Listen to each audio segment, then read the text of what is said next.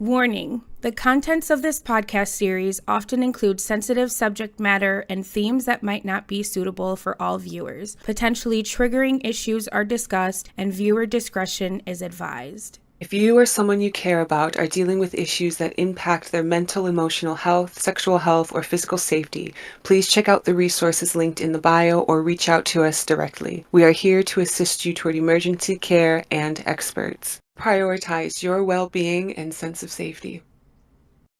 Hello, and welcome back to Shattered Foundations, Reconstructed Self, a podcast where we interview members of the deconstruction community to hear their stories and share them with the world. Here, we dive deeper into the process of deconstructing religion and then reconstructing yourself, who you are, what you believe, and how you are moving forward in rebuilding your personal foundation. I am your host, Tahir Dixon, joined today by my dynamic co-host, Garnet. How are you? I am all over the place today. Oh, no. It's been a wild week, but I'm really glad to be here and I'm really excited for our guest today. Yeah, thank you for being here. For today's episode, I am overjoyed to bring you one of my absolute favorite creators and people. I love today's guest because he's such a genuine person. Genuinely, he cares about activism, and he has inspired me to get out and protest myself. He's an amazing advocate for people of color and women. Not only that, but he does the hard work of not just tackling conversations with believers and religion, but he also shoulders having socio-political conversations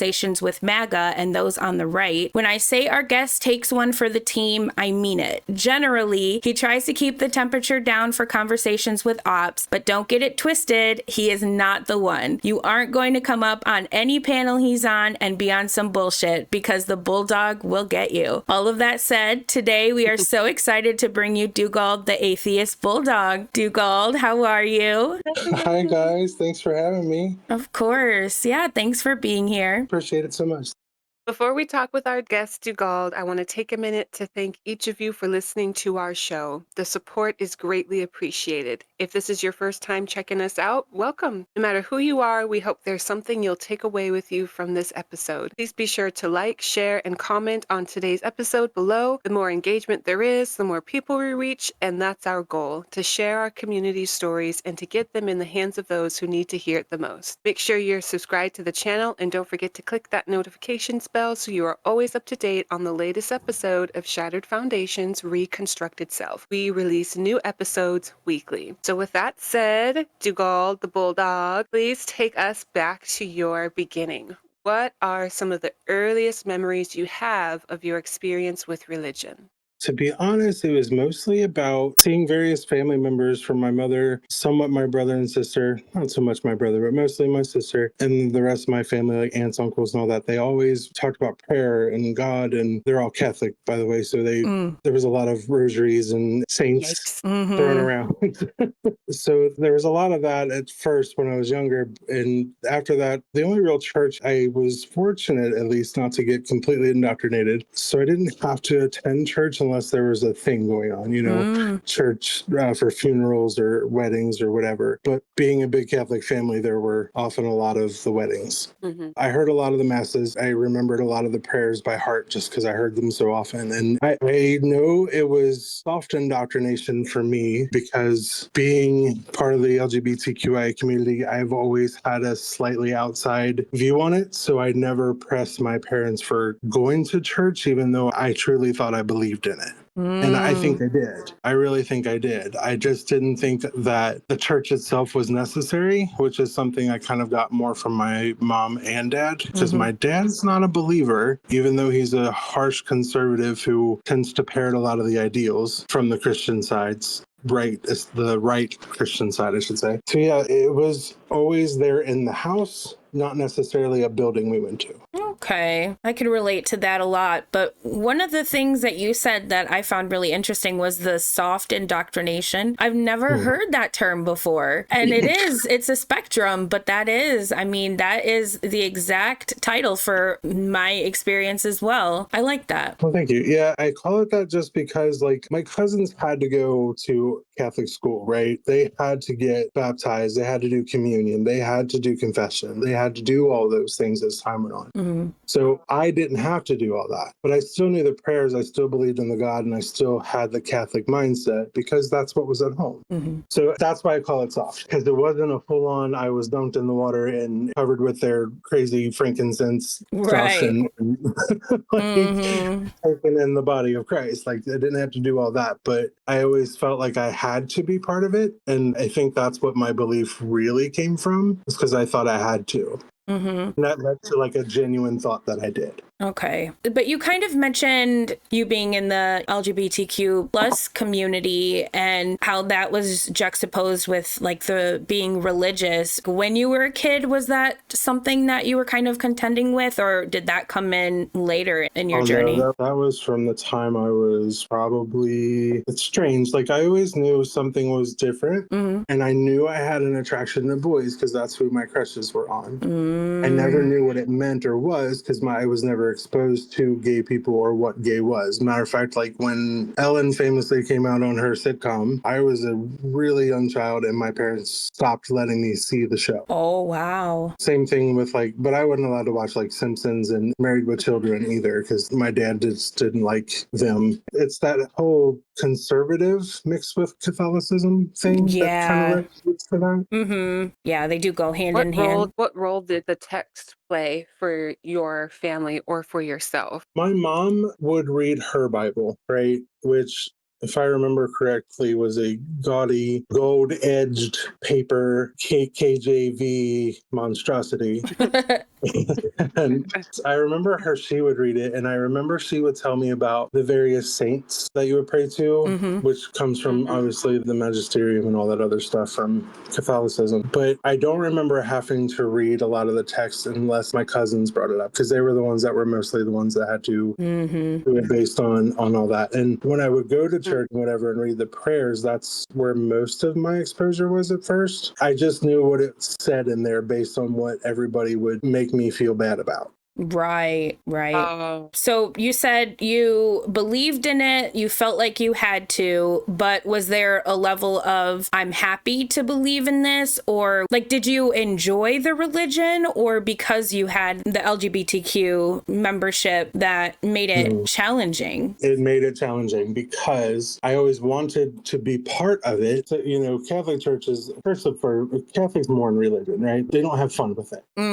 It's the chore, it's the sad thing. And even when the priest sings, it's that, like that. Yes. It's very solemn. You always get the sense that Christ died yesterday. Like a funeral, like every mass. Yeah. It's always like, oh, they just killed him yesterday. It's always like that kind of vibe. Yeah, facts. It does feel like that. But I do remember that when there was the various prayers that were communal in the church, as the Lord's Prayer, for example. I remember saying it out loud in church because even though I wasn't baptized or whatever, I still felt like I believed it, and I still felt the words of what it would say, right? And when we would say it out loud together in church, it always felt good. And that's what made me think that, maybe it is real. But that's what made it so difficult, because then that meant that I was hated. Right. That meant that something was wrong. And I remember praying so much to take it away. Yeah. Okay. So as you start aging up, you go through elementary school, middle school. Is it kind of more of the same?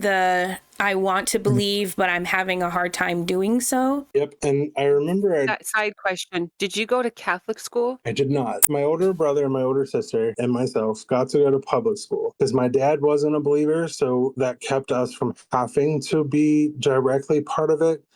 I could always tell my mom really wanted me to believe and be part of it. And I know my dad wanted me to believe in something. It's funny. I found out later in life, recently actually, that my dad actually believes in, he didn't give specifics, but the Native American gods or spirits. Really? And I'm just like, yeah, but that's another. He's a bigot? No, he's misled into believing he's part Native American. As a matter of fact, we all grew up thinking we were. Oh, okay. Because, the typical white person approach is we're all part Native American. Right. Like my dad was even convinced that his uncle's been buried in a native burial ground, and Wow. that they're that much enough Native American, like that was something that could happen. And I'm like, I took an ancestry test. We're as white as ghosts at midnight in the middle of a blizzard. Oh no. So it sounds like a little bit of delusion going on there. Yeah. When I told him that, he got very defensive and upset. So, Yeah. and he denies it. He says Ancestry was a entertainment company, so not to take it seriously. Okay. It's only Yeah. solved like decades long cold cases, but sure, it's for entertainment.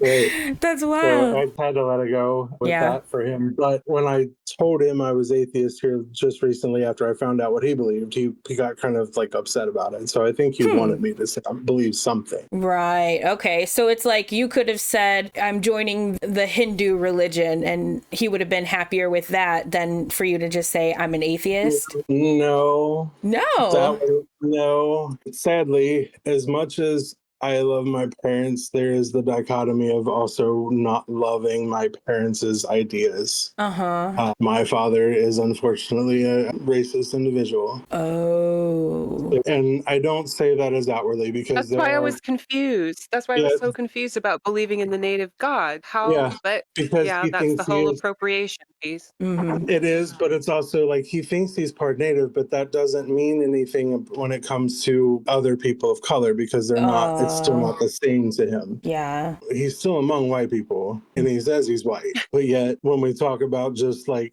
heritage or whatever, he'll bring up that he's Native American. Okay. And yeah. So Yeah. if I were to say I believed in probably more of a European style religion, like a Celtic something or a Nordic Okay. something, Yeah. he probably would have been much more forgiving than saying Hinduism or Buddhism or Wow. Taoism or whatever. Man. What if you're like, Dad, I'm a witch now? No, because that he would have considered New Age bullshit. Okay. Fair. I'm just curious. Yeah. But Think of what conservatives would say about most things, and that's pretty much where we're at with him. His okay. beliefs were more conservative minded, like MAGA type minded, versus my mom, who was Catholic minded, but also Okay. conservative. Right. Okay. I'm with you. High school years, I want to say it was probably maybe even just a little bit before that, maybe 8th grade. I remember I told my mom, because after years of praying and crying and hoping to be different, when I realized what it was, that was the problem. It got worse. And sometime around 13, I tried to tell my mom I didn't believe anymore because why would a good God, a God who loves me, a God who wants me in heaven, a God who wants me to be with my family, a God who does all these things, supposedly, thank God this happened, thank God that happened, that kind of stuff. Why would he make me suffer this way? Exactly. And this was before I knew anything about the bad stuff in the book, right? Right. You hear what the priests say and you hear what my very Catholic family says, but they don't tell you, hey, this God does monstrous things, right? So I'm of the complete delusion. This is a good God, but somehow he hates me.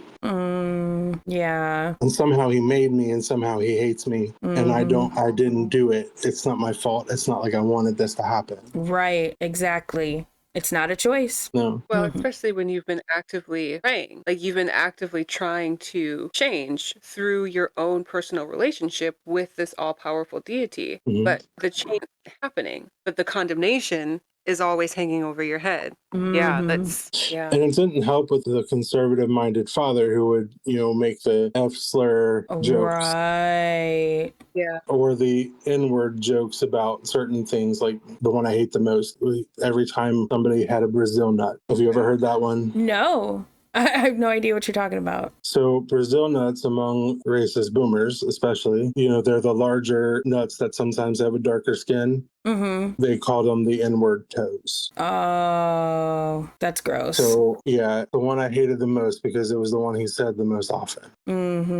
Every time there's a family thing and there was mixed nuts. Wow. What's wild is like, I guess maybe it's because I can't really put myself in that mindset, that perspective, but I don't know. It just doesn't seem like a funny joke, but I guess that's just me. Yeah. But to a racist, they're not it's funny hysterical. people. Right. It's because they're not funny people. They don't know what humor is because they don't know what community is. Facts. Right. So that's why all of their humor is the same. And the things that they do are like generic, cheap knockoffs of what the secular world does.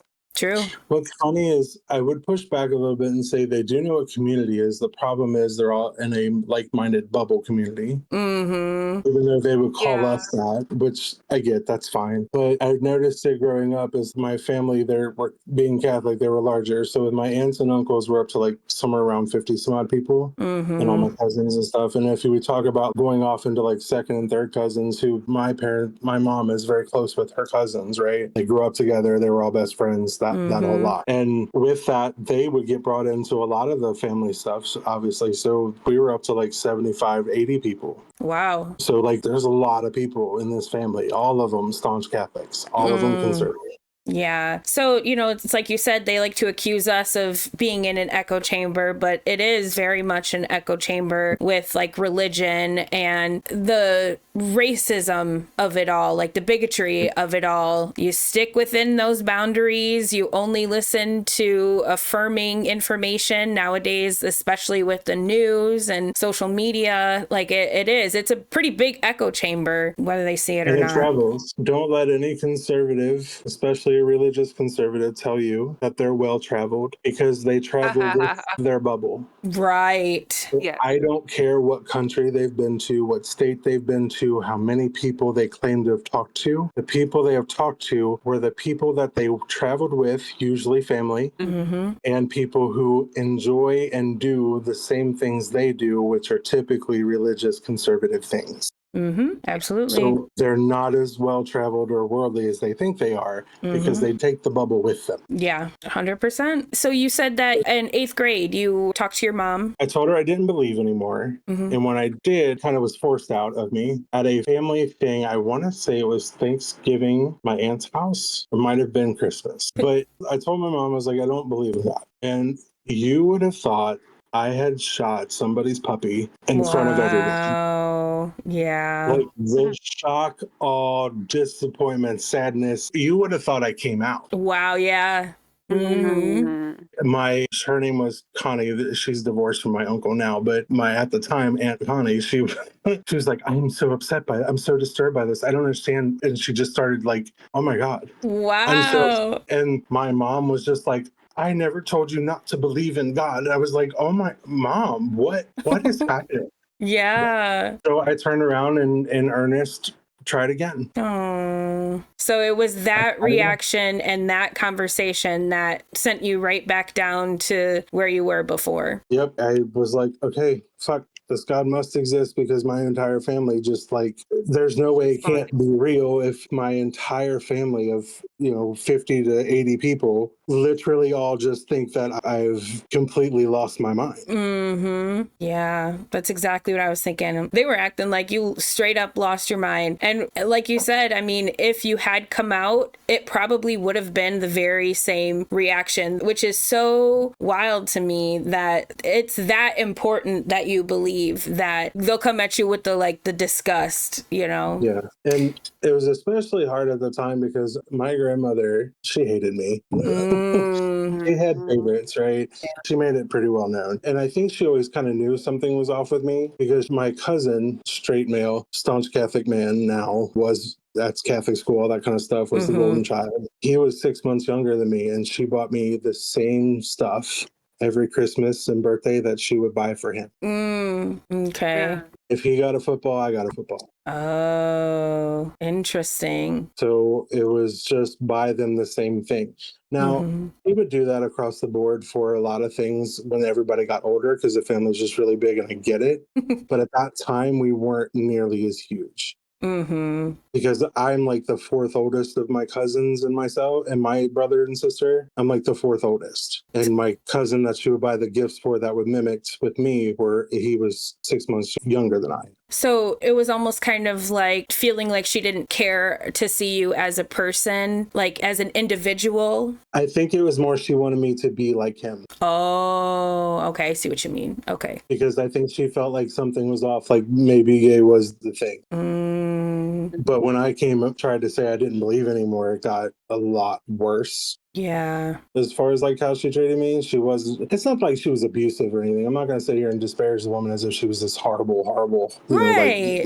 But as but a kid, I mean, to yeah, feel she that. definitely, it's like the unkept but secret, Mm-hmm. Like the Yeah. family, Yeah. everybody knows she didn't like me. Everybody Yeah. knows she Yeah. didn't treat me well, but nobody talked about Mhm. it. And nobody talks about Mm. it still. Oh, I'm Wow. sorry. As a kid, already kind of going through what you were going through, I'm sure that was hard. Even if it wasn't physical or, if you wouldn't even venture to call it abuse, that's still, as a kid, to be aware of that hurts. Yeah, I came to realize she was just not a kind person in general to most people. So Yeah. I kind of got over it as I got a little bit older into Yeah. later teens and stuff and just didn't care anymore. But it did shape Good. how I felt about things because like it all kind of correlated together. Like my being gay was bad. God is not going to be happy about it. The fact that I tried to leave God was so egregious that it warranted a almost family-wide meltdown. Right. Yeah. Oh. So clearly this God had to be real, Mm-hmm. or else why would this be a reaction of so many people? Right. Yeah. Mhm. I could see that. At least that was what my silly teenage undiagnosed ADHD mind thought. Right. Yeah, exactly. Okay. So that's about 8th grade, you said. So then you turn around, you go back into the religion. Is your experience the same, or do you decide to hit it with more fervor? I hit it with more fervor, but I still didn't resort to the text, oddly enough. I went more into just direct prayer because I kept hearing, as all Christians love to tell people, it's a direct relationship with God. Mm-hmm. And I would often hear the quote, if you look at, or not even a quote, just something people say, I don't even know where it came from, but, if you look at the trees, God is there. But I think, you hear Mm-hmm. that silly trope that they give you. Yep. He's everywhere. So I took to praying harder. Okay. I took to praying more. And I took to being more emotional about it and really like trying to give this up to him. Right. Okay. So it's basically more of the same, just a little more intense. Yeah. Okay. So we're not so much focused on like the indoctrination, or not so focused on like the church and Bible element of it, but more focused on the relationship with God element. Yes, because Okay. at this point, as a late teen, I had to read Romeo and Juliet and all that kind of stuff. So the only Bible I had access to was a KJV, and I had no interest Right. in Yeah. trying that stuff because I couldn't sit long enough for it. I had undiagnosed ADHD, so Right. I could not physically sit to read it. Yeah. And I got lost in all the these and thous and shouts and whatever else that you had going on. Yeah. It's for the So best yeah. too, I think. So you're in high school, you're, really putting your heart and your soul into this relationship with God. Anything else notable that you can recall as you're kind of moving through this high school stage? So as I got toward, I want to say no, because of the gay thing, I tried to stay under the radar. So I left my best friend from like elementary and middle school and kind of ditched that and tried to stay as much under the radar as I could. And so I didn't do a lot. I didn't have a lot going on, but sometime around, I want to say sophomore or junior year, I kind of became friends with a guy named Chris at my high school, and he started like getting me to go out and stuff. So I hung out with him, but he was Christian, and I had people at school that I thought were friends who were heavy Christians as well. Some were Pentecostal, some of them were Lutheran, Protestant. It was kind of a mix in there as far as my high school is concerned, but they were all predominantly Christian. So I never escaped it. And then when I got to probably, I want to say senior, yeah, it was my senior year. It was just after I graduated. I went to one of those, what I thought was a friend's church, a Pentecostal church. And that set me on a path of, I need to, read this book because what just happened to me was so weird. Right. A Pentecostal church, first of all, nobody warned me because my whole experience Oh, was yeah. Catholicism, literally. So I thought all Christians were Catholics, to be quite honest. Oh, wow. Okay.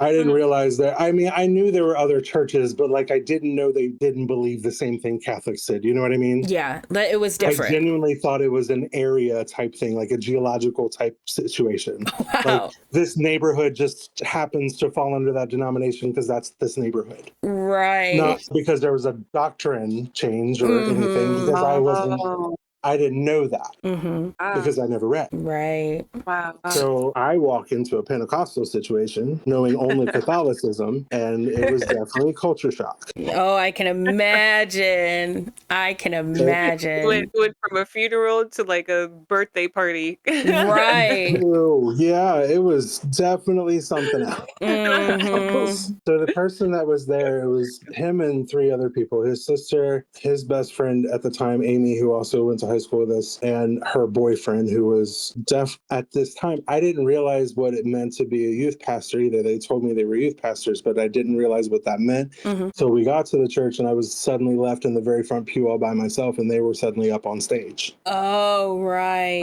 Oh, what? So That's I'm dirty. sitting in a pew and they literally are all of them just up and going. And Amy, she's not on the stage, but she is off walking and talking to other people and, trying to get into the music and whatever. Meanwhile, I did think this was really cool, but her boyfriend who was deaf was up there playing instruments. Yeah, that is cool. They had him on an electric guitar, I think it was, or it was maybe I don't know, it was something, I don't remember what instrument it was, but he was tapped into it and he was just feeling where the music was on him. Just Wow. knowing how to play it on top of that. Because I noticed like when she brought him to one of our formal dances, he would dance and he was really good, but he was always next to the subwoofer Mm-hmm. so that he could feel where the music was. That is And it was so really cool. cool. Yeah, Yeah. that was really cool to me. But they were up there. I was in the pew by myself, and suddenly everybody starts standing up. And what I thought was my friend, he started just preaching, right? Mm-hmm. And then his friend John, his name was John. He was the deaf guy. He was in the back, just kind of like standing there. Somebody was interpreting for him, and the sister was, I don't remember where she was. She was on stage, but I don't remember what she was doing. But he just started preaching, and everybody's just standing up. They had their hands going. And behind me, there's this older woman. She's probably in her 70s, and everybody in this church is white like me, right? And suddenly they all start singing and the music starts going and he's still preaching while all this is happening. And then this old lady starts speaking in tongues, but I didn't know what that was. Right. I had no Oh. concept of it. And I was just looking around like, what is happening? Mm-hmm. What is happening? And so I'm just trying to clap on, and do the thing and just try to be part of it and not stand out too much. Mm-hmm. Suddenly, the old woman collapses to the ground. Shirt over her head, slip dress, not risky showing Wow. anything, but maybe depending on your angle, but not from my angle. Cool, but and just laying there, and I just looked down, and I'm just looking around, like, am I gonna help her? Right. This lady just fell out. Right, I thought she had a heart attack. I thought maybe she had an Oh, yeah. aneurysm, a Yeah. stroke, Yeah. something old people go through. I don't know. Right. Mm-hmm. And Right. finally, when my friend Amy comes back around, she literally walks around the lady and comes back to the pew. And I was like, is somebody going to help her? She goes, oh, no, she's just feeling the spirit. I said, I don't want it. Right. I don't know. I want to feel that. I was like, Mm-hmm. this lady dressed over her head. Ain't nobody trying to help her. Yeah. She eventually Right. stands up, like a few minutes later, the old lady does, like nothing happened. And she's just backed her hands up in the air. And I'm just like, oh my God, these people are crazy. Mm-hmm. And they get me to come up to be saved. Oh. And I'm not going to lie, I felt something, but which I find out later what that really is. But Mm-hmm. I did feel something. I was overcome with emotion. I'm not going to lie, I cried. Mm-hmm. But people kept putting their hands everywhere. Mm-hmm. Like the whole congregation came up and suddenly there was hands in places. I had never had people put hands in places in my 18-year-old life. Oof. Okay. Oof. Like none on my front, but all over the backside and some end. Whoa. Okay. Like it was a bit like, what is happening? And then Yeah. this priest, as I'm like bawling my eyeballs out, and these people are getting me to like kind of fall back on them like by force. I think that's what some of the harder pushes on my legs were for, to like kind of get them to buckle to come backward. Oh, yeah. So you fall out. Okay. Yeah, Okay. to like do it, at least I fall out or whatever. And then this man proceeds to smack me on my forehead Ooh. and then grab it like it's a palm in a basketball. Yeah. I had hair back then, by the way. And proceeds to pray on me. But these people are praying at the same time. And again, I started to feel stuff that what we all come to find out later on is just a sense of community and that sameness when everybody's doing the same type of thing, or the same action. Yeah. The effervescence. Yeah. And when we left, though, all I could think to myself was it was both incredibly powerful, but weird and not necessarily a good weird. Yeah. I didn't feel good about how it went, but I recognized that the feeling I had was something. Mm. Yeah. Didn't know what it was, but it was something. That's a weird spot to be in, I think, to know on one hand, this doesn't feel right. This feels abnormal. But then on the other hand, be like, but this is good, right? Because I felt this. Right. That's religion for you. What's funny is I was kind of exploring all kinds of stuff, and I had already explored being a Wiccan earlier that year with some friends, some people from high school. Mm-hmm. And, the goofy new agey stuff, like the craft type stuff, Light as a feather. Right. I kind of equated that feeling to something that was like that, because I swore up and down for the longest that I did what I thought was a protection spell to keep people out of my bedroom. Wow. Right. And because my parents sometimes would just go up there at random for no freaking reason whatsoever. And I hated it. And I also didn't want people in my shit. Right. Right. So I cast what I thought was the spell on it. But oddly enough, they never did ever do that again. They had done it my entire life. When I was sometime around 17 years old and started that stuff before I turned 18, I put that spell on there and they never did it again. And the entire time I lived there till I was like 23 or 24 after that. That is interesting. That is. It's very true. But I still don't equate it to like magic, but still, right, yeah. It is kind of funny. But I kind of equated to what happened at the Pentecostal church to something like that, an energy, a thing that is out there. So I was like, maybe this God is real. I just don't know if it's that same God that everybody keeps telling me about. Right. I said, but I got that feeling at a Christian church. So clearly it must be attached to him somehow, right? Even though I still had a weird ick feeling about the experience in and of itself. Yeah. So I don't know. I spent a while with it. It was probably around 22 that I actually just decided to screw it. And I started doing research on the religion itself. Really? Again, I didn't go to the Bible. So, but wait, what was the catalyst for this? Just you're like, enough's enough? I got really tired of not being able to figure out what that feeling was. And then I also got really tired of this God never speaking back to me after 20 some odd years of speaking to him, but never hearing him back. And I would ask for sign after sign. Like I even prayed to my great grandmother. Like I was her favorite. The only person in that family I loved the hell out of me. She died when I was like 9 or 10. And I would pray to her. I would pray to God. I would pray to both of them at the same time. I prayed to every saint that I could remember the name of that my mother happened to mention to me.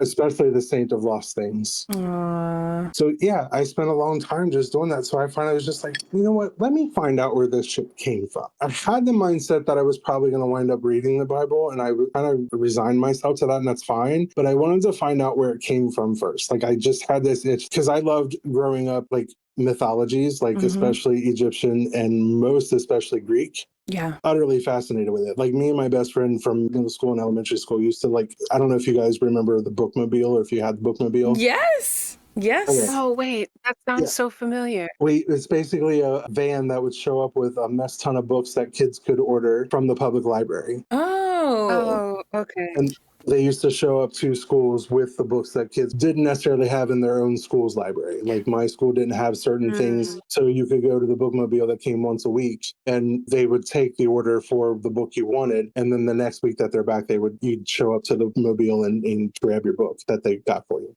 You know what? I'm thinking of the Scholastic. That must be different than. Yeah. Okay. I'm thinking of the Scholastic too. I was like, well, that It sounds might have ended familiar. not too long That's after cool. I had it. It was a cool thing. It was my favorite thing in school. Like I loved the book. But me and my best friend, we used to get like books on mythology from Greece, architecture books, college level books, because we were like, this stuff is so fascinating. We loved archaeology, we loved the mythologies and stuff. Like I could tell you almost every Greek story I could find. Of course, I find out later in life they were the whitewashed versions of, but whatever. But I was still fascinated with it. But based on that curiosity and that interest, I wanted to find out where this where this religion came from, who started it, that kind of thing. So I started doing, all the Google searches that I could get my hands on. And it led me to various authors and books and stuff, which I wish I still had some. Most of them I got from the library itself, in my 20s and whatever. But I found out like about the ancient Canaanite pantheon and Elion and Asherah and Baal and how Yahweh was one of the children of, and how it went from a polytheistic pantheon to the Baal cycle, where Baal kind of took things over from the main god El Elyon, and after that to how it kind of got converted and absorbed into Yahwehism, and then to Judaism, and then so on and so forth. And at that point, I knew it was all fake. Before I'd even read the Bible. And even if it wasn't fake, then it's not what Christians think it is. Because there's this whole other religion I knew nothing about attached to it that nobody talked about. Yeah, I had a very similar thought process too in my deconstruction journey, where when I started learning some of the historical stuff, I was like, I don't think, first of all, this is clearly all bullshit, but I don't think this is at all what Christians think that it is, because they just are so unaware of the, you know, I mean, I was unaware, you were unaware of the starting of the religion. And then once I found all that stuff out, you know, that's when I said, fuck it. All right, let's read the Bible. Unfortunately, at this time, I still thought the King James was all there was. So I forced myself to read that sumbitch. Man. That queen can kiss my whole ass. Right.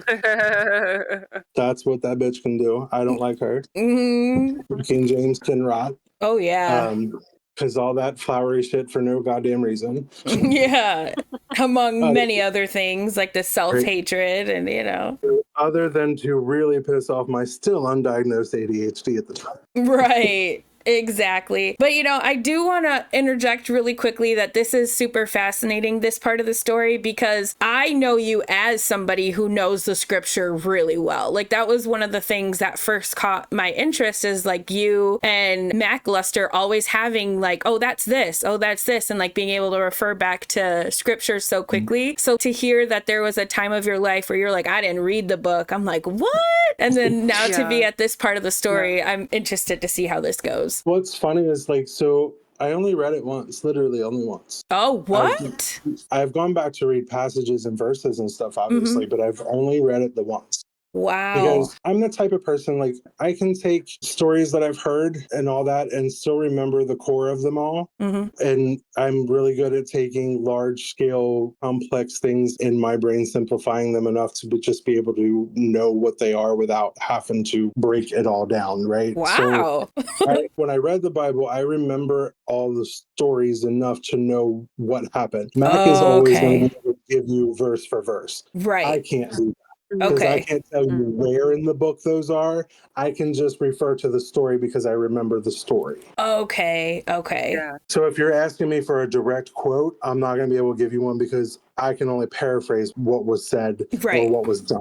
The gist. But but Okay. I can always Google that thing and find the verse I need usually. Right. I am fortunate enough, especially on my lives and the content that I do. Luckily, there's usually somebody around who knows the book quick enough to pick up the reference that I'm getting to. Yeah. So it makes it a lot easier. But sometimes I do need to, you know, jump off and find what I'm looking for and come back at it. Yeah, that's definitely a feat in itself, though, just to have read it once and then familiarized yourself enough to like, okay, that's good going forward. And then, like you said, you go back and reread certain parts, but it would take me more than one read through, I think, to even get to that point. So kudos for sure. My favorite thing in the world to do is go out and, like, I love science, but not like biological science. I'm more of a cosmos and the universe and that kind of thing science guy. So like physics and that kind of thing. I can't do the math, but I understand the concepts. Right. And there are a lot of people who can't do that. I don't know what that is. I don't know if that's the ADHD, and I don't know what it is. I just know that it's just something I can do. Something's complex, I can usually understand it basically, but I can't do the things. Wow. I can't do them. Yeah, that's super cool, though. I think that's cool. I love it. It's fun for me. Yeah. So you said you start reading the Bible. And when I read the Bible, that solidified the already growing suspicion that this was all bullshit. Yes. Yeah. As far as the Christianity side of it, for sure. It took a while to let go of an idea of any God, right? But as far as the Christian God, after reading the Bible, honestly, I gave up belief in the Christian specific God when I got toward the end of the Old Testament. Just because at this point, like, those stories were very obviously mythological stories. They were obviously fables. They were obviously things that did not happen. The idea of giants and talking snakes And these, donkeys. right, just straight out of freaking Tolkien, out of Mm-hmm. Lord of the Rings. Like this is like, or out of the Iliad or the Odyssey or things that we know. Right. Like, there's no way people believe this like this, even though I knew they did because 80 people of Catholics that I grew up with, but like, Right. Mm-hmm. there's just no way. But I did force myself to finish even through the New Testament, although I know it a little less than I do the Old, Mm-hmm. because to me, you don't have the new without the old. Yeah. So unless you can get past the Old Testament with me, then I have no real interest other than the major stuff from the New Testament. Yeah. Well, I could care less. I mean, too, when you kind of put it into the context that you're putting it in now, I mean, it is almost kind of like the rebrand in a lot of senses. It's like, okay, we got to do something here because now we're in history enough to know like this is problematic. We need to fix it up a little bit, give it a facelift. Let's give it a new God, and he's going to be a bit nicer, and he's not going to do all the killing and all that stuff. But I will say, when I got toward the end of the Old Testament, and I finally realized and just decided this was not a real God. This is not the Christian version. Yeah. The sense of relief I felt was utterly changing. Yeah. I was so mousy. I rarely spoke. I tried to stay under the radar because I was afraid people would find out I'm gay. I was terrified of everything. But when I realized that, the sigh of relief I felt, Yeah. the confidence just kind of just flipped. Good. I no longer gave two shits about what anybody thought about nothing. Good. I love that for you. Yeah, it was pretty cool. It was definitely a freeing clarity moment. I couldn't tell you the day. I couldn't tell you the time. I just remember getting toward the end of, what's the last book in the Old Testament? I could not tell you. Malachi? Yeah.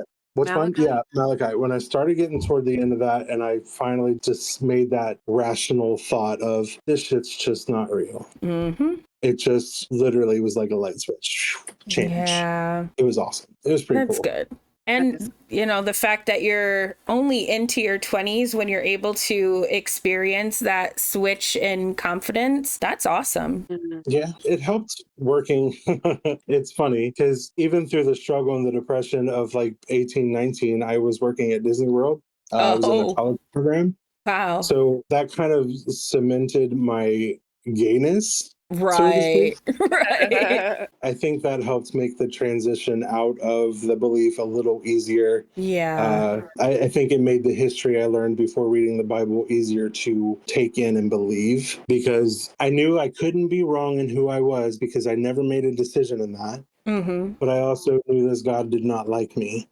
So when I found out that historical thing about the Pantheon and all that kind of stuff, I guess part of it is a want, which I know Christians would love to hear that as an admission from an atheist. It is a want to not believe because of how this God made me feel. Yeah. But it also was a genuine, I no longer do believe this, and I no longer will accept this as being true, because it simply cannot be. And it's not based on that want. That was based on what I'm looking at. And, I mean, if you're somebody that this book is against and is telling you that you're wrong for being yourself, of course you start to not want to believe it because that's hard. That hurts. That's painful. Right. It's confusing. So, yeah, I mean, that's only natural. Especially when you spent your whole life hearing that, if you are this or whatever, then you're going to hell. Exactly. This place where your family could not follow, where your family will not even pay attention or know that you're literally suffering. And the thought that my mother would not know or care,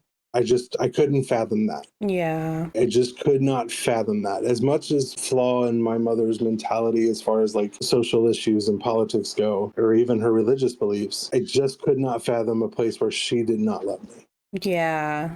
Something I hear other content creators say, and I've heard this across a few different platforms, is in terms of like the want. The want is that I want to believe true things. I want to believe real things. I want to believe things that are coherent. That's the want. And the trick with Christians especially is that they're so hell bent on the outcome being that Jesus is real, instead of sort of teasing apart. We want to believe things that are coherent, things that are logical, things that are grounded in reality. And Right. if that leads us to Christianity, then that's where the evidence, then we would go where the evidence go. But it doesn't. The evidence doesn't point to that, no matter what field you're trying to approach this. And it's funny how my brain works, but I graduated in advanced classes, right? Like I was in advanced chemistry, advanced biology, advanced English, Smart guy. all these Yeah. things. And oddly, though, my grades were mid, but whatever. I still graduated with all those classes and I still understood them. Yeah. My problem was just I was a procrastinator, but and a bad test taker. But the main thing was I knew I had this foundation that science was real, and it didn't matter what religion or how much indoctrinated I may have been or not been. Science was always real because scientists were doctors. Scientists were the people who give us the weather. Scientists were people who make the things, right? Yeah. So like when I would hear this nonsensical things, but I could do a repeatable thing. Like when I was in chemistry or something, I could, mix the acids and bases and predict what happened, and couldn't do them for the life of me now, but the equations and the calculations and all that. Yeah. Oddly enough, my nephew does do that, which is awesome. Yeah. It made me realize that there is a basis for true things. And there's a basis for not true things. Yeah. So when I got to the history stuff, I realized the scientists are telling me this shit is not real. And not directly, because science doesn't go out to prove God, right? Or disprove God. It's a process. That's all it is. But when science's processes show me that the things people say are God are not God, right, I kind of have to have that decision at some point that I'm either convinced of this or I'm not. And I have to figure that out. And it turns out I'm not. Yeah. So luckily, that's when that freeing moment happened. When I was reading that book and I read that history, I was just like, yeah, they're wanting me to do magic donkeys and stuff. And on this side, I've got chemistry I can do. Yeah. So Exactly. that's kind of where I left it. Okay. After that, it was mostly just like spirituality in a vague sense of what the God was, or a God was. For a little while, I thought the entire universe was a God, and we were no different than like blood cells in our own bodies. Like I couldn't tell you where a certain blood cell is or what it goes through. Like they don't have names. Like I don't know any of those things, or skin cells or any of that. Yeah. I used to think for the longest that if there was a God, it was the universe itself, and he had no idea I was here because it's out there just literally living life, and I'm no different than some random mutation of a cell that's in his body. I am less than a speck of dust. In the grand scheme of things. So I thought it was just a God who was detached, and not necessarily because he had to be or he or she had to be. It was just because it was too big. Yeah. There was no way it could know who I was or what I was because I am too infinitesimally small and I am within it. Yeah. I would say I could respect that approach a little bit more than the Christianity approach of, the universe is so big and so expansive, but I'm important to God. God loves me. I'm blessed, like the self-centered narcissism of it all. Right. Yeah. Don't forget that though. Well, it's funny because after I read the book and I found out more history, like, the bloody history of Christianity and its brother cousin Islam, it just really cemented in that the Abrahamic God was not the deal. Yeah. It was not it. Just wasn't it. So that's what led to the more broader schemed ideas, which, we all know turns out to just be wishful thinking. Yeah. Because I thought that even though the God may be too big to know who or what I am, I would still continue on in some way because I am still within it. Even after I pass, you know what I mean? Yeah. I didn't know if it would be an afterlife or it was just like my memories or my part might somehow make it to him or it or whatever you want to call it. Interesting. I didn't really know how that would work. I just had an idea or a hope that something else was still there. It took many years. It's probably took another 10 years or so before I finally let go of any spirituality or beliefs in paranormal things and whatever. Yeah. I used to want to be a ghost hunter. Me and my brother so bad. We used to want to be ghost hunters. so much. Get all the gear and your goggles. Yep. And now I still want to, but I want to go as a genuine skeptic who also doesn't believe that a noise is a voice Right. on a tape recorder. So, Yeah. and I don't believe in their little gadgets that they all pretend to come up with. Like, this is going to measure all the, the ectoplasm in the room. Like, yeah. It's giving Phineas and Ferb. Right. Right. Like, no, we're not. That's not what we're doing. I'm going to go in there with a video camera, a camera, and a recorder. That's what we're going to go in with because these are reliable things I have. Yeah. I guess that's the thing is like, and I've had this conversation with other people in the deconstruction space, and maybe it's because I am personally so like freshly deconstructed, but like I'm agnostic to a lot of things. It's hard for me to say like aliens absolutely are not real or ghosts absolutely are not real or like, voodooism is absolutely not real. It's hard for me to say those things because I just feel like there is things that we could never track, like things happen that they just do. And been kind of, I don't want to say admonished, but a little bit the response has been, okay, well, have you experienced any of that stuff yourself? And I'm like, no, I guess not. And they're like, so then why do you believe that? And I'm like, well, because I've heard stories or like people I know, or I've seen things like online. And they're like, exactly. So you believe something is real based on things that are not your own experience, And so it's like, how is that any different than religion? And I'm like, oof. Yeah, I guess you're right. So I'm 43 now, right? And see, I've been living in my house now since I was 40. So it was probably about 5 years ago that I finally let go of even the paranormal stuff like ghosts, spirits, or even like other type of fanciful things like that. And it's not a detriment to anybody if you still believe those things because there's always going to be that period. And so you might always hold on to that. And that's fine. Yeah. Because here's the thing, I've never had an agnostic person just knock on my door and say, have you heard the good word of Gnosticism? Like, right. Exactly. I don't think that's a bad thing to necessarily have that, even if that's where you stop. Yeah. I don't think that's a bad thing. Matter of fact, it might lead you to some fun, like to go out and find the spooky things because you want to know. Yeah. I think that's fun. I don't think that that's an unhealthy thing because absolutism is not ever going to be the best way to go for anything. Yeah. So I will always say I have at least a small sliver. I'm like 98 to 99% atheist, hardcore. And there's that 1 or 2% still that maybe. Yeah, exactly. Maybe. Because I just know it's not the Christian shit. Right, exactly. And that's kind of where I'm at too. It's like, generally speaking, I'm agnostic in that nobody can say 100% for certain that there isn't something out there. We'll just never know. And it's living in the I don't know that I'm okay with. Whereas before it was I needed to have something because the unknown is scary. So that is one of the cool things since deconstructing. Yeah, I personally currently I'm in the mindset that the fantastical things that are out there that may be out there that people claim, I think do have natural explanations. But to me, that is fantastical. Yeah. Like to me, that's awesome that there's things to figure out and then that we might have discovery of something. Now, I don't think those things will be something spiritual. Like, for example, this theory just amazes me. There's crystals, like giant natural crystal formations under certain places that are often claimed to be haunted. And it turns out, as we all know, they use crystals and things like quartz crystal and stuff in like computer chips and whatnot for memory. So the idea is that somehow, some way that the life of those people sometimes gets like just an echo of an imprint.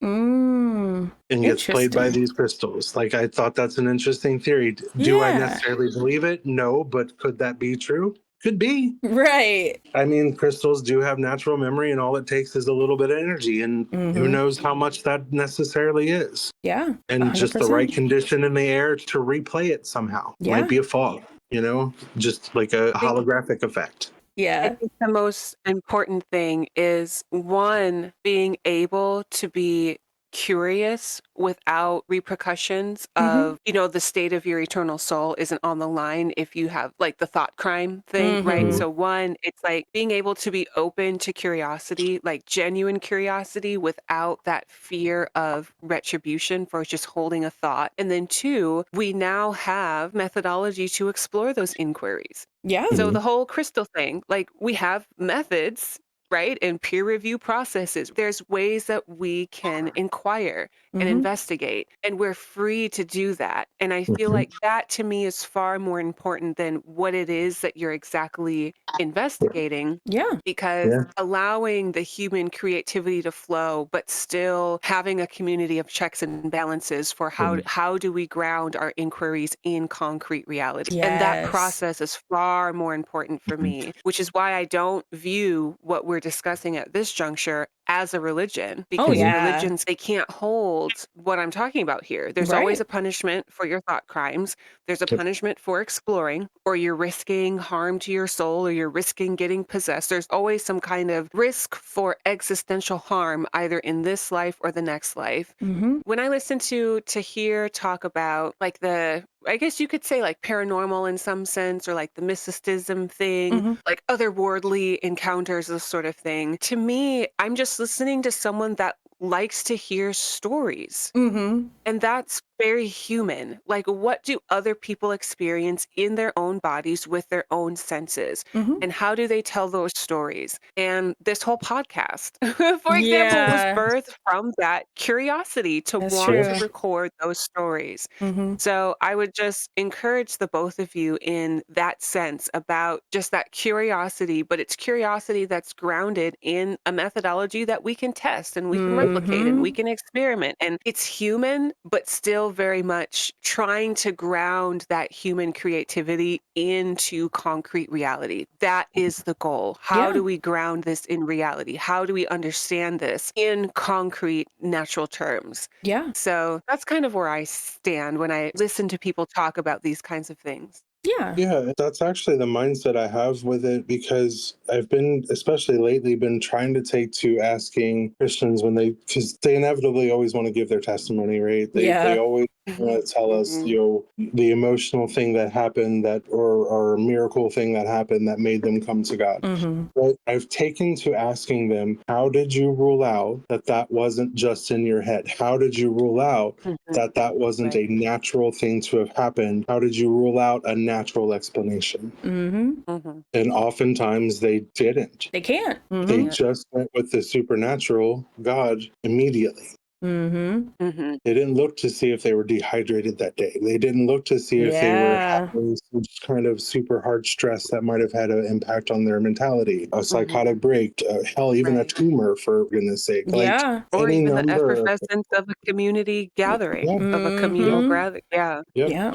And that one right there is the most obvious one, because most of them usually only describe a feeling. They don't describe a thing that you can touch, feel, hear, see, Mhm. and taste. Mm-hmm. It's literally always usually a feeling. Yep. And when I tell them that if they go to a concert where everybody knows the songs and everybody's singing along, and then, there's that moment where the artist stops singing and just puts the mic out to the crowd, and it's the crowd Mm-hmm. singing, and everybody's Mhm. doing the same thing, and you'll get the exact same feeling. Yep. You sure will. Yeah. And it don't It's matter the song. exactly. It's the emotions that is invoked, and whether that's like you relate to the music, or you just like the sound of the music, or you like the artist, like there is emotions that are being invoked out of you in that experience, and you're feeling it together. And that's the power of that effervescence. Mm-hmm. Mm-hmm. Back to your point, because you brought up a very good point when you asked them, have you explored any other ways that this inquiry could be answered? Is there any other explanation for this experience? And you're finding that the answer is no. And so my next thing, like one step further, is, are there punishments if you were to explore another kind of answer?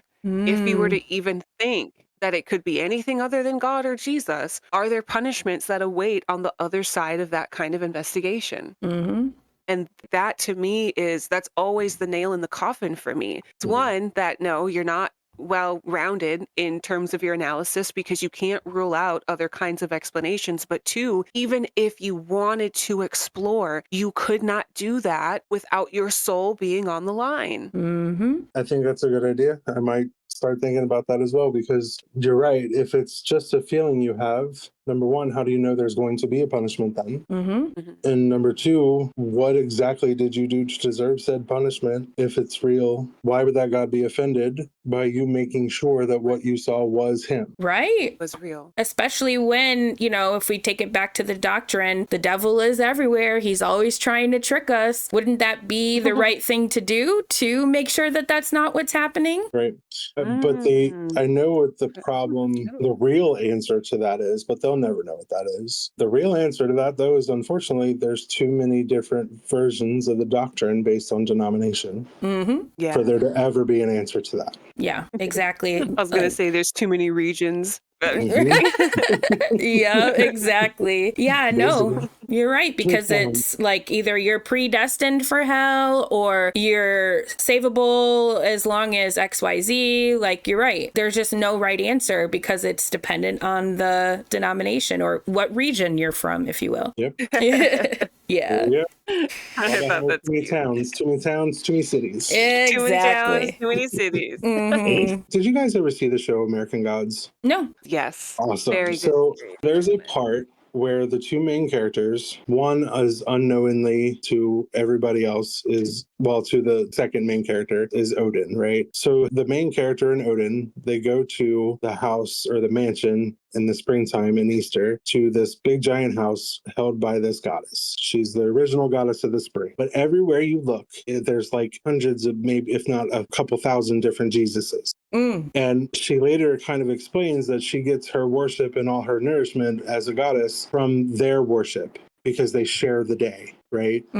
But the whole reason there are thousands of them as not just one is because each and every person and each and every denomination technically has a different Jesus. Because every denomination has a different doctrine that is slightly changed, but it's changed just enough that no matter what you do, it's a different Jesus. Sure So is. I thought that was always the most perfect way to wrap it up for them. Is like they all hold a different Jesus in their head. Yeah. And that's why that moral objectivity that they claim also doesn't work as an argument for them. Yeah. Yep. And that's a good point, because I was sitting there picturing as you were talking, if, one person's Jesus hopped out of their head and met the person next to them's Jesus, would they look alike? Would they be the same? Would they recognize each other? So it's interesting to think about. Some of them would be white Jesus. Exactly. I think they'd be the same in all the wrong places, unfortunately. Yeah, that is true. Yeah. Yep. Some commonalities like halos maybe, or robes or whatever. But there's still gonna be a variation, even physically. Like I was saying before, there's like the skinny, scrawny, emaciated Jesus. There's the Jesus with abs and looks like he goes to Planet Fitness every day. Right. Yeah. There's the black Jesus. There's the Middle Eastern Jesus. There's I'm sure there's even an Asian version of Jesus out there somewhere. Right. Exactly. Giant lawn full of Jesuses. Oh, wow. Yeah, I do. I like that a lot. The visualization element. That's what it is to me. Ever since you come to learn that all these different ways of believing 45,000 denominations later, and now with every single non-denominational technically creates a new denomination because they're all going to teach it different. They're all going to do it different. They're all going to have different pastors, different priests, different preachers, whatever, ministers, whatever you call it, understanding these texts differently because let's face it, very few people who teach this Bible in churches across denominations, very few other than very staunch ones like Catholicism and Protestantism or whatever are going to go through seminary. Yeah. Not that seminary is necessarily a good way to go, but it does create a lot of atheists. Right. That it does.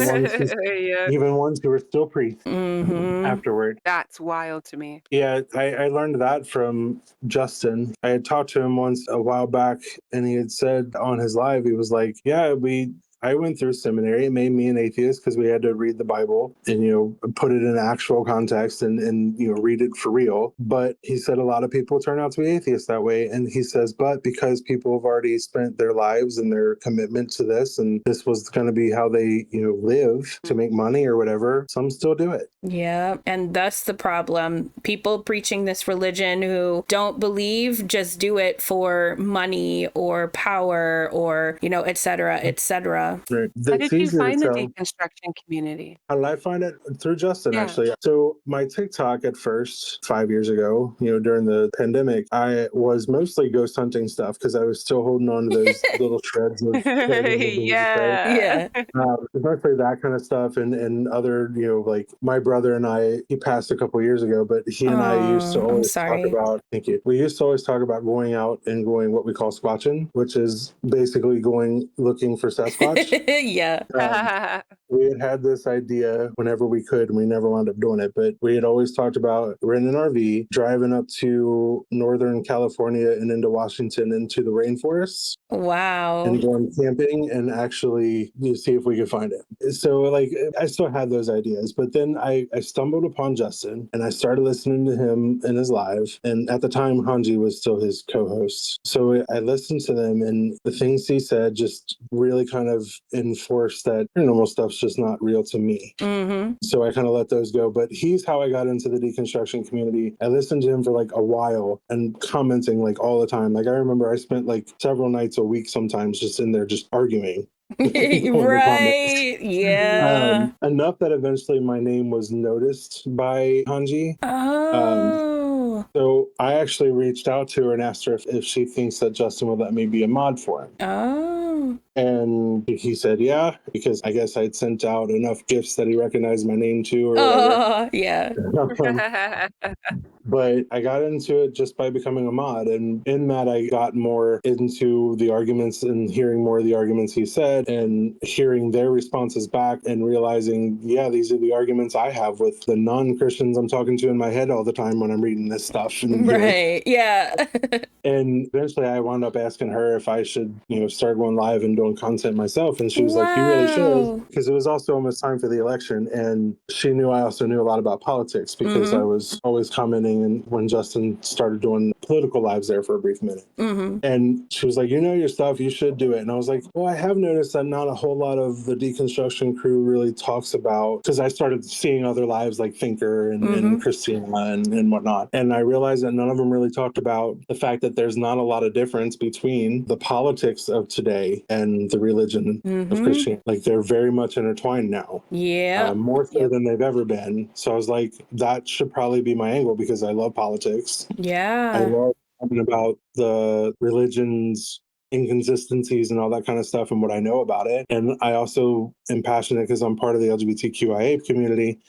I really want to start doing some activism, especially with the fascism that is, to me, was really apparent coming down the pike, right? Right. Especially after we had just gone through it with 2016 into 2020. I was just like, when he ran again, I was like, no. You were fired up. Yeah, I had to figure out something. So TikTok wound up being my outlet for both trying to really get better at being an activist and actually being and, putting my money where my mouth was kind of thing. Yeah. And also talking about the things I'm passionate about, which are these topics. So that's how it started. Hanji kind of got me into it because I asked and she kind of encouraged me that, yeah, you should go ahead and start making content and we'll see where it goes from there. And after that, I started getting to know other creators. Like Christina randomly came into my live one night and we became friends.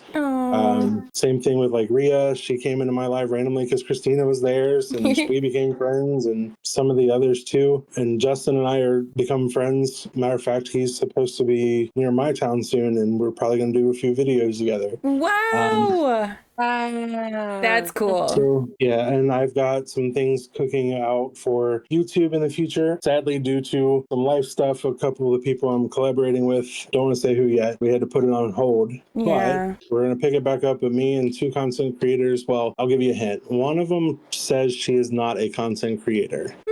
I'll just put it that way. No. And we'll leave it at that. Okay. But- all right. But we have a really solid idea for a YouTube show that kind of combines our lives, kind of like what Joel and Mezzo do. Yeah. But it's going to be centered around specific topics, and we're actually going to direct some of our lives around those specific questions and topics that we have. So, Okay. yeah, I'm Cool. pretty excited about it, but it might be a little while before it comes back around again, just because, like I said, life stuff. But there's that. I also am really lucky about the deconstruction community has led me to Rabbi Hannah. Yeah. She and I are becoming friends, and she and I actually host a monthly special together now. We're on our 4th month of it now. Yeah, 4th month, where she, myself, and preferably a Catholic priest when we can get one, usually Father Mark, our Archbishop, or Rabbi Hannah's brother, who is a Catholic.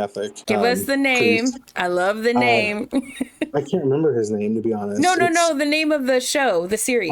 Okay. So the goal is to talk honestly about the text with guests, but we call the show An Atheist, a Rabbi, and a Priest Walk Into a Live. Nice. So that's the name of it. It's our monthly special. This month it's going to be on the 24th, I think. Yeah, I'm super excited. It's usually just people asking Awesome. Rabbi Hannah questions, but her and Father Mark and whoever else that we can get from maybe another denomination, if I can get one, they usually talk really honestly about the text. They don't put the usual priestly, preachery spin on things that Yeah. teach people to read the text in this weird order where you read bits and pieces of the New Testament and try to mash them into the Old. It's very much, they're honest. Like, no, here's where Rabbi Hannah's part kicks in, and this is what her text says, what it means, and here's where our part kicks in as Christians from, Father Mark or whoever, and they're honest about it. They're like, nope, God sometimes is not perfect. Interesting. Huh. It's really fun. And it happened by accident. I was hosting one of my normal lives, and Rabbi Hannah came up, and then Father Mark came up,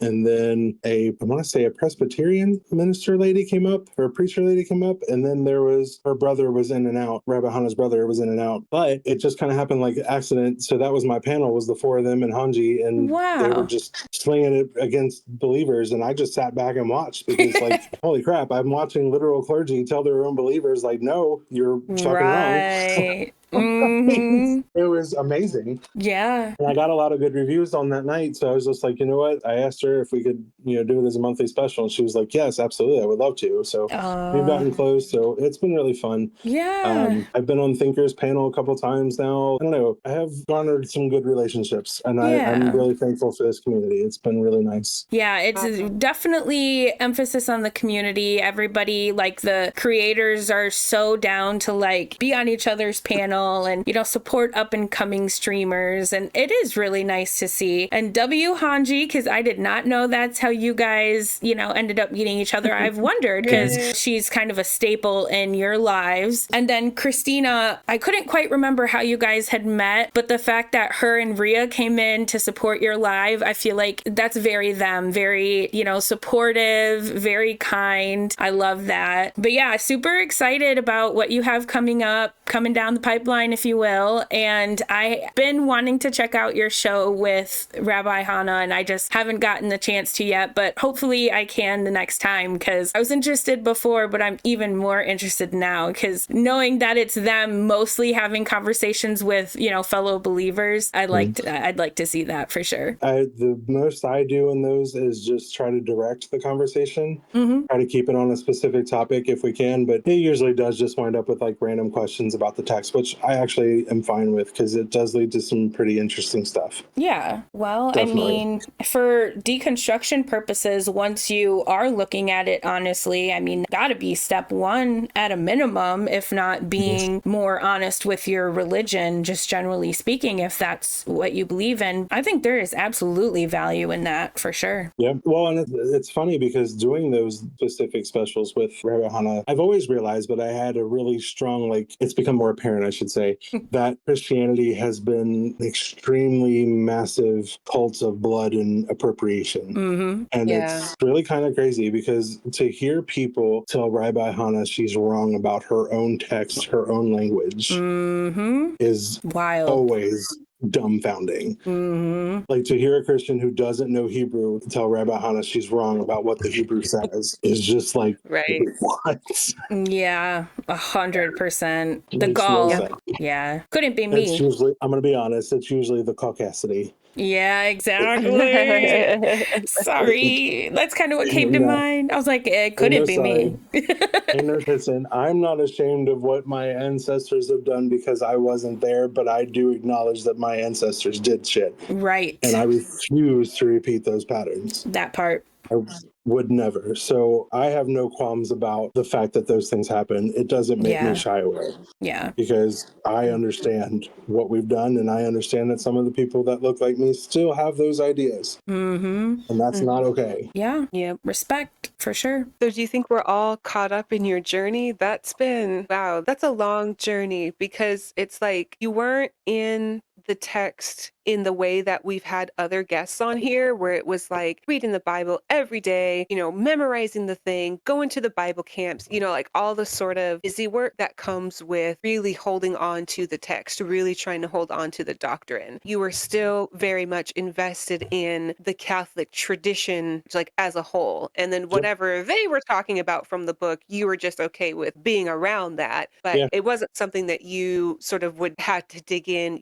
for yourself. Then The way they presented it made it sound like those little blips and blurbs were the bulk, were the Mm-hmm. main points. okay. Yeah. So you're like, I know the basics. I never don't been really to care math. about the other stuff. Pretty much, yeah. Because as far as I was aware, none of that bad stuff was there. Right. Exactly. Right. That's how it be. To be fair, even the guests that come on that have read and know the bad parts by heart, right? Read the scriptures by heart, even still, they still could do the backflips as though it wasn't there. Mm-hmm. It was still the same outcome where it was like etch a sketch. Wait, what? Amalekite, Yeah. what? Hashtag Yeah. apologetics for sure. Exactly. It wasn't hard for me to understand that the God would have asked for those things because to me, he did it to me. Right. Mm-hmm. None of those stories shocked me when I got to him because at that point I'd already been through that part of the belief and been like, yeah, that's not shocking. Yeah. That sounds about right for this God. Right. Exactly. Yeah. Exactly. Oh, okay. So you could see the continuity between what you felt as your own dynamic with this existential dread of being created and existing on the planet in a specific kind of way, being a member of the LGBTQA plus community, but then having to contend with a God that also like hates you for being a way that you can't change. But when you are able to get into the text, you finally saw that it wasn't just you, but it was across the board. It's a lot of other life conditions and people that this deity is enacting the same behaviors toward. Mm-hmm. Exactly. To me, none of that shit was even remotely surprising. Like Mm-hmm. the Mm-hmm. rape of David's wives, no big deal. Like Yeah. he commanded for me to suffer on a daily and be unalived if people found out about it. Yeah. Oh, I could totally see that. Yeah, that makes sense. Because when I look at that tree don't show no God to me. That tree just shows me Exactly. that tree's a tree. Yeah. That I see Mhm. photosynthesis. That's what I see. I see various things. I see the sky for Mm-hmm. being the sky. Like I always ask them, where's the connection? Show me the actual connection between this God and that tree. Mm-hmm. Like if I cut the branch off, is God going to pop out? Is he under the Right. tree? Right. Is he somehow in the sap? Is there a molecule in the sap that says that this is this God? Mm-hmm. Exactly. What is it? And then, And they're like, oh, well, he created it. And it's like, but no, actually, this system created it. I've decided that when they ask me that question, because they always inevitably point to a man-made thing Mm-hmm. to make the claim of a non-man-made thing, earth, creation, whatever, what have you. And well, the thing of it is, every time there is a creation, the designer leaves some form of calling card. Yes. Yeah, that's true. Even the people who created me, my parents, have left a calling card. Right. I look like them. I have DNA that matches theirs. I am the calling card. Mm-hmm. So until you can show me this calling card in the thing, Mm-hmm. then it's not a creation. There you go. You show me one time anything's been created that didn't have a calling card, and that includes biology. I mean, that's like I said, if you start Fascinating. taking the That's a really cells good or, point. samples from the tree, you start seeing what the real calling card is, what really created it. That's so true. Yeah, you can see the chemical processes in it. You can see the DNA of the tree itself. We can, I don't know that anybody's ever tried to do tree DNA and do a genealogy on them, but sure. But like, you can see those things. And we even know there's a sort of respiratory process for them. Like, did you know trees breathe all at once? Literally, Yeah. there's like once or twice per day. I don't know how often it is, but they literally have an influx of fluid into up their trunks and stems and leaves. And then Whoa, wait, I didn't know that. yeah, they breathe. Whoa, that's cool. Oh, okay. It's not That's like what with that. lungs or anything. It's literally with the transition of water or whatever. But they've noticed in forests and things that all the plants kind of do it all one big. Wow. At I once. love nature. That is so cool. That is so cool. I thought it was That's pretty cool when I awesome. read that. I was like, oh wow, so they do kind of breathe. But that also leads to the fact they might feel pain in some way. Then, so that just makes me feel bad. Yeah. So, I know. Yeah. how far do we want to take that?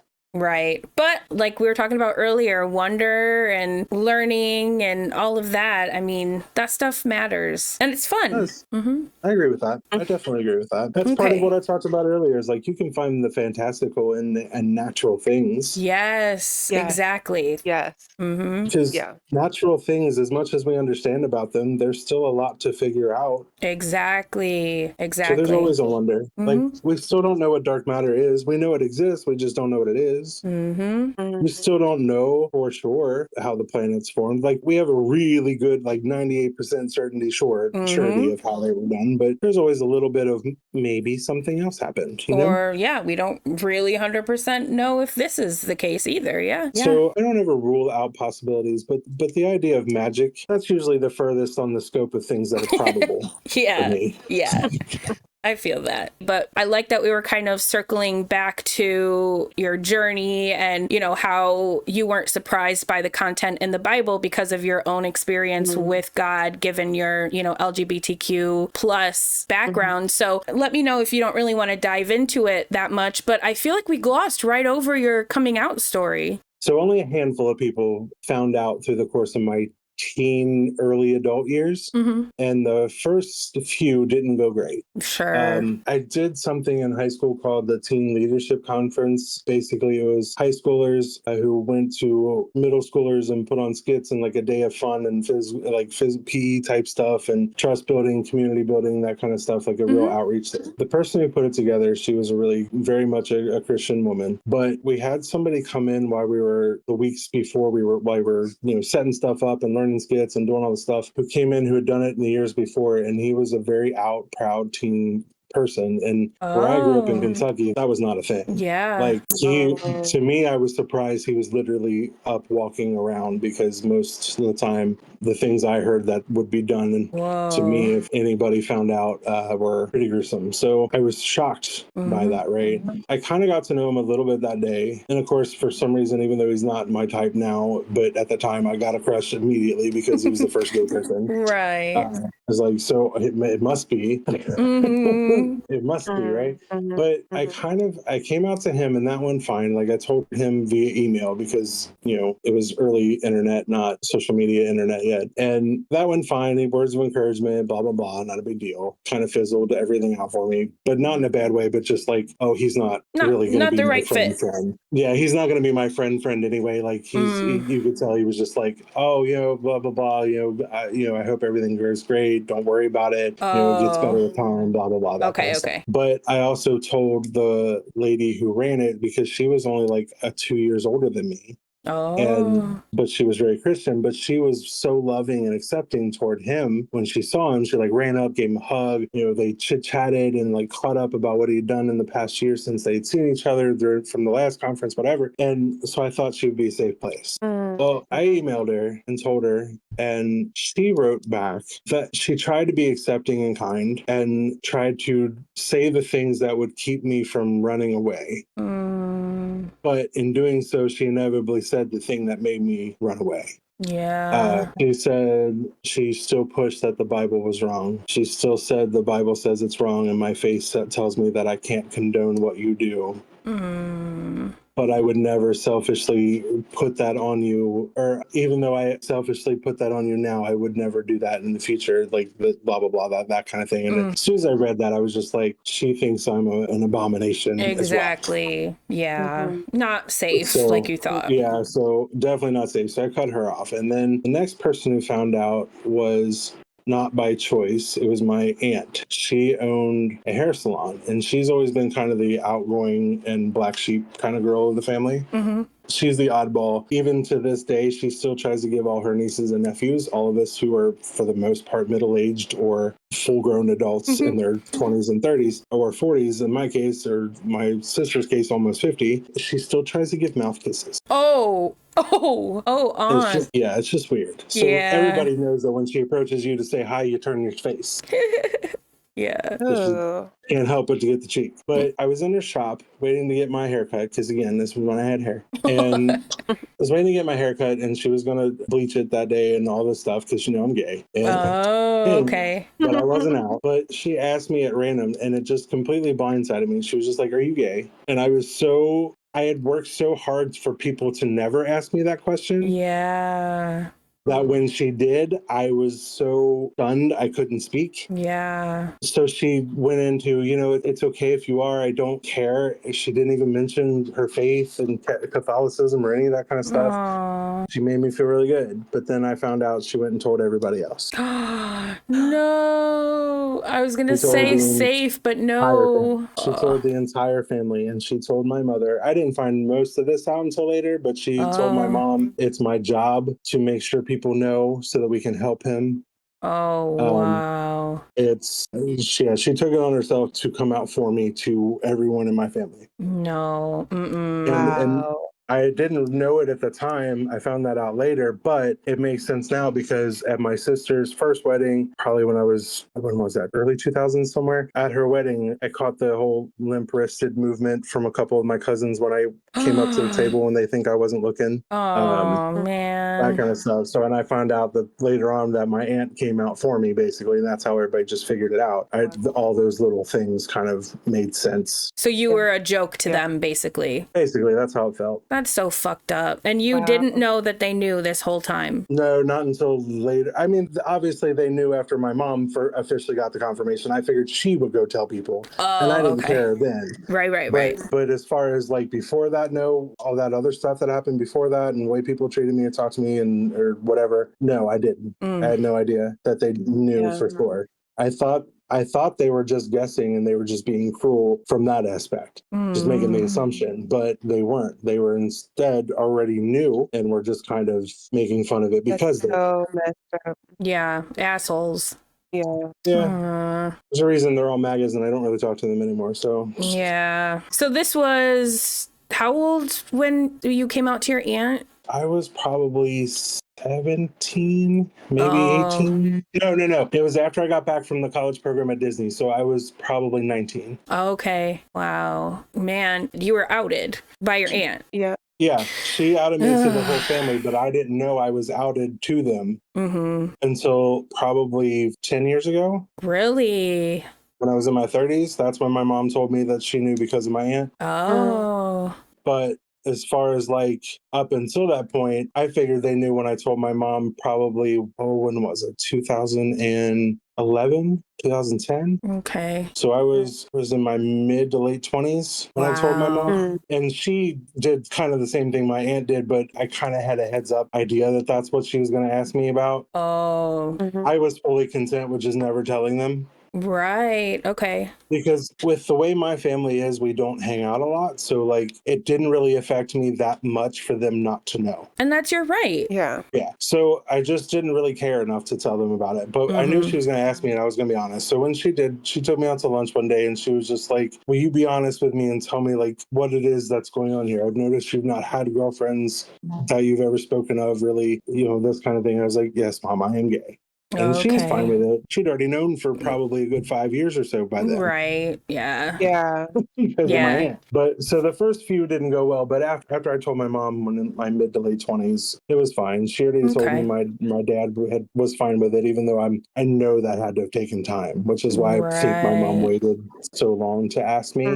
I think she was waiting for him to get used to the idea. Okay. Interesting how that worked out then. I remember the gay jokes. I remember him Right. telling me not to. I guess he thought I swished or something when I walked. I don't know. I don't understand it. But he was like, Ugh. you need to like walk more manly, I guess, is kind of what it boiled down to. Which I don't think I walk or have ever walked in a feminine manner, whatever that means. Yeah. Because literally nobody else has ever said that to me. Right. Right. Well, But he also don't play with these, their Barbies out. Don't look like you're interested. Why do you talk about these things? You should be into sports and you like looking at these pretty girls, don't you? Like, I think my dad has always not been a fan of gay people, but he had to get used to the idea before my mom. right. That makes sense. Have you ever gotten an apology? I'm going to assume not, from your dad for exposing you to a lot of that bigotry, knowing you were a part of the community? Nope. And I never will. Ugh. And I'm okay with that. Yeah. Because my dad, here's the thing about my dad. He's racist. He's a bigot. But he is a strange duck because if any of those people from any minority groups, whether it be my minority group of the LGBTQIA, whether it be a Black person, whether it be a Hispanic person, whether it be an Asian person, if they alone by themselves or whatever needed help or were friends with any of us, or I used to live with somebody, she was a Black lesbian, and we hung out all the time. We lived together for like a good 2 years. She's actually the one that taught me a lot about what people of color go through. Because with her, I noticed like people staring and people keeping a watchful eye on her in stores and that kind of thing or whatever. But I brought her around my family a lot, and not because we were dating or anything, obviously, but just because she didn't have any family here. She had moved here, right? So, and she and I became friends by happenstance. But I started bringing her around like Thanksgiving and stuff, and they loved her genuinely. My mom still asks about how she's doing. They saw her recently. She came up to visit me a few months ago, all these years later. And my mom and dad and the rest of my immediate family, who I still talk to, came over for just a family night, and she hung out with all of them, talked to all of them like she used to. Wow. So it's a weird dynamic when it comes to my parents. Yeah. I know they have these prejudices, but I know they also don't when they're not confronted with all of the entirety of that minority group at once. When they're given an individual from those groups, they treat them like any other person. Yeah. I guess. But then when they go out into the public, my dad will say something like, "Oh, you brought me to the black area," or something stupid like that. And it's just like, what is happening? Yeah. But, I've gotten my version of that too in life, though, like really racist people who are nice to me and then say, well, you're all right. I like you. You're a good one type of thing. Yeah. You're not like those other ones. Exactly. Yeah. So I guess it happens. Yeah. Yeah. And it's funny because my mom has a woman that she used to work with years ago. They're like pen pals almost. She sent her daughter tiaras. And this is a Black woman and her daughter. And she sent her little girl tiaras for her birthday last year. She had me go pick them out for her and pay, and give them and ship them off for her. Like she was like, I want her to have these. She talks about them all the time. So I want to make sure she knows that she got some from me or whatever. Like my mom, like genuinely loves these people.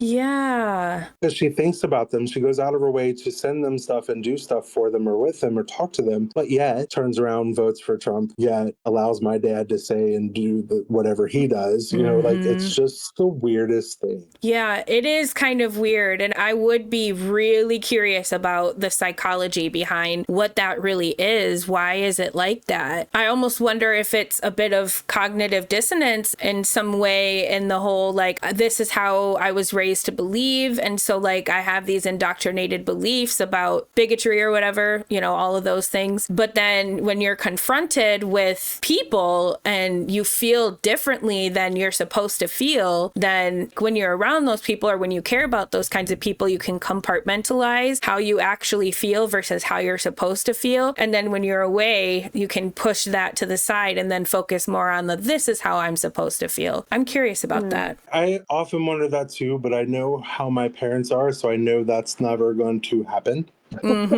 So I have to take them as a case study of personal observance. Yeah. And that has to be enough because they'll never sit down and talk to a therapist about that or even want Yeah. to break down their racisms or their prejudices. I know they're there, but I also know they have the capacity to not have them too because I've seen them do that. It's a really weird thing to reconcile. Yeah, no, absolutely. It's made it different, that's for sure. It's really hard. We used to talk politics all the time up until recently. I have forbidden to speak of politics because my dad said something just utterly disgusting that I just can't ever hear out of his mouth again. Yeah. So I said no more.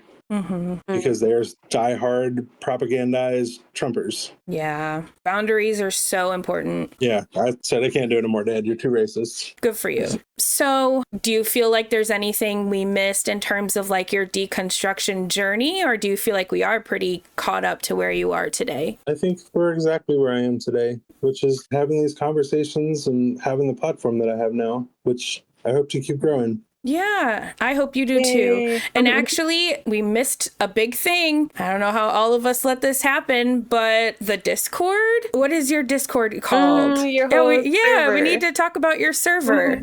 Oh, I started running a Discord server. There's only 90 people in there right now, mostly other content creators from the Deconstruction Junction. But I'm hoping to turn it into a hub for activism, community outreach, grassroots movements, just all the community building in general. Because part of what I want to do is not just advocate for people, but give people places to find that community that sometimes you are lacking from church when you deconstruct. I want people to find ways to get help, especially with the way the world is turning, especially our country right now with the president that we have.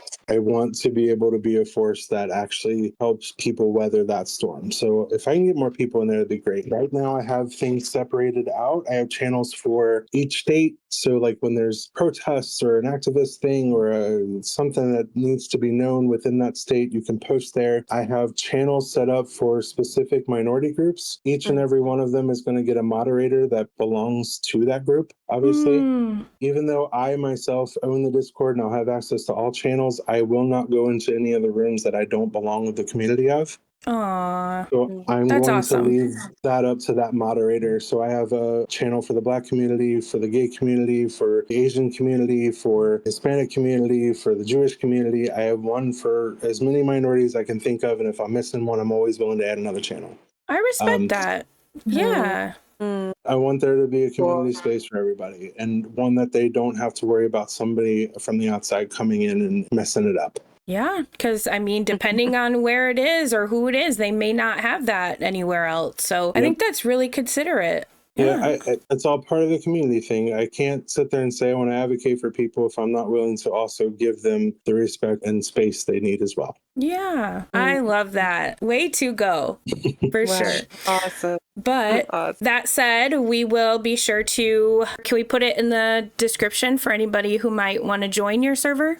Absolutely. I will get that to you probably right after this. Okay. Sounds good. Awesome. Will do. So with that, I think we are probably ready to move into the reconstruction part of your journey. So, you've gone down your deconstruction journey. We're at where you are today. Now we kind of want to talk about who are you today? How are you different since your journey than maybe you were before? So I'll let Garnet start it off with the first question. What are you most proud about? Most proud about is I've made it so that people know, and I've gotten confirmation of that I am there to help. I'm a safe place. Like, I'm really proud of that. And I always want to maintain that. I'm the one that people, even though they don't always listen to me, that still come to for advice or to talk about stuff or just give a hug to or whatever. Yeah. And I like being known for that. I'm very proud of that. Yeah, I love that. I'm just, side note, I will say for myself, that is kind of my thing is like, I want to leave this earth when I die and have people think, wow, that was a really good person, or wow, she was really there for me, or that's what I want people to think and feel when I leave. So, I mean, that is kind of how I move throughout life is, how can I make a difference in people's lives and how can I be a good person? So I relate to that a lot. I love that. Yeah. So what internal changes have you observed? It's funny because when I started taking apart the religion, it made me start taking apart some other things. I've always been anti-racism, anti-racist, because being in another minority group has always made me wonder, are the things I hear about various minority groups even true? So I've always gone out of my way to talk to people in those groups to find out. But it's been interesting to find out how much still was in there that I thought was just like innocuous things. Yeah. Like, for example, the word gypped. Right. I had no idea what Yeah. that meant. I didn't know that that was Yeah. there. You know what I mean? Like, or The just slur. little subtle things that may not seem like a big deal, but realizing the impact, like hearing the F slur come out of somebody's mouth, I obviously always feel bad. So when I find out that there's something that I still say or do that causes that same reaction, there have been a few of them that I've had to let go. And I love that that has been a realization. For TikTok and all of its restrictiveness, it has taught me to recognize those things a little faster. And having these conversations, recognize them in other people a little faster and a lot easier. So I'm grateful for that change. It's made me much more aware, I Yeah. should say. Yeah. That's cool. And very relatable too. Although you can still refer to white people as Mayo sapien, I don't care. You're like, that's the exception. Yep. And if they're racist, just say they're Mayo sapiens with raisins. Okay. All right. I've never heard that The before. worst. I've The never heard worst. that. Yeah, right. What would you like to learn? What would I like to learn? I would like to learn another language. Okay. But my issue is still, even though it is now diagnosed ADHD, I still have a hard time forcing myself to learn something that big. Yeah, I could see that. So I'm working on it. But I would love to learn another language or even more. I would love to learn Greek first, only because my dream is to go to Greece. It's like the first country I want to go to. Oh, okay. I've never left the U.S. before. Wow. But when I do leave the U.S., Greece is my number one. Please, that's the one I want to go to first. That's cool. And to go to some place and be able to speak the language, yeah, that would make the experience even better for sure. But you've never even been to Canada? Nope. Wow. I don't even have a passport. Wow, no kidding. Wow. I think it's because I've learned so much about the world by finding the people that came from those places here. Yeah. And learning about what I needed to learn culturally or whatever from them here. Yeah. Because the US is so big, we've got all the climates. I've never felt a need to go anywhere else just for like a beach or something. You know what I That's mean? true. Yeah. Because we have all that we have deserts, we got mountains, we got rainforests, we got all the things. Yeah. But culturally, yes, there are lots of places I'd love to go. I've just never had the money to do so. Sure. Yeah. Just to be quite honest, I've always spent most of my money on not myself. Aw. So I just have never had enough to go anywhere. Yeah. Well, I manifest travel for you. Well, I'm definitely going to wind up in Canada. My partner is dual citizen. Oh, So okay. Canada and America. So born in America, but I think it's his dad is a Canadian citizen. So Okay. just by that, he is also a citizen. Okay. So, and he's been up there a few times. So I'm going to wind up there. I already know.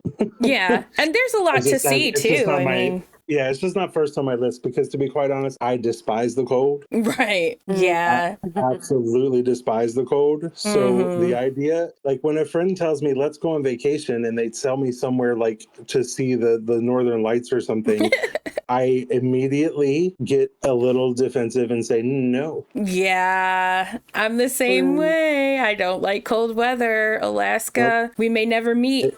If I have to put on layers instead of take off layers, then it is not vacation.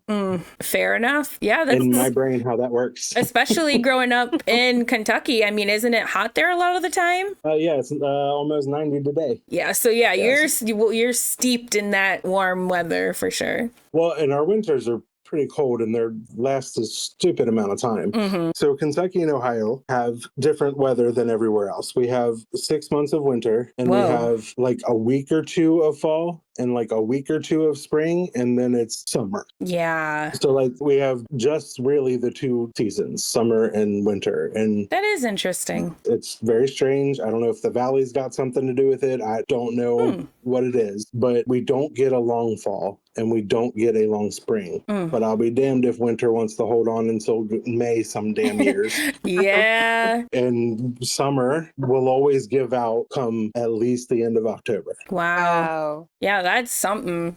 Who or what inspires you?